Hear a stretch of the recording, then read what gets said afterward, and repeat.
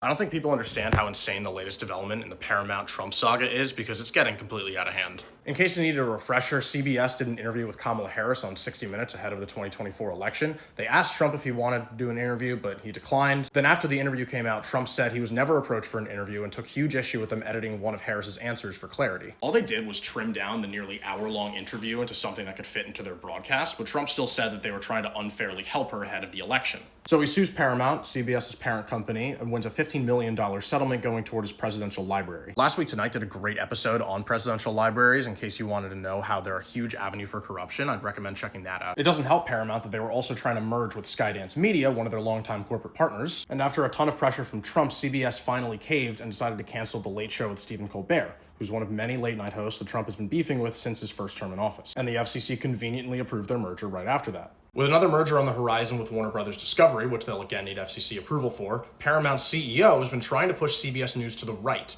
not just to please the president, but to please his corporate buddies. Part of those efforts include buying the Free Press, a right-leaning media outlet, and installing their founder as editor-in-chief, basically the person in charge of what gets published. This is Bari Weiss. She's the founder of the Free Press. She's a right-leaning journalist who has many biases and convictions of her own. She thinks left-wing bias has permeated all of mainstream journalism and is ruining its credibility. She also is unapologetically pro-Israel. She was one of the people who was pushing the false rumor that babies were being burned in ovens on October 7th, and she frequently conflates Palestinian sentiment with anti-Semitism. Around the same time she founded the Free Press, she was also one of the founders of the University of Austin, not to be confused with UT Austin, which is almost certainly by design. It's an unaccredited university that was founded to combat a perceived left-wing bias in higher education. One of its board members ended up leaving because he said that their vision was straying too far from why he originally joined. Weiss sent out this memo to CBS News employees the day she was appointed editor-in-chief, outlining her core journalistic values. And on their face, they all seem pretty good. But when you account for her history as a journalist, it's pretty clear that she has her own intentions with these. Holding both political parties to equal scrutiny when one of them has clearly gone completely off the rails is not what we need during this time. Republicans are the ones in power, and they're doing some crazy shit right now.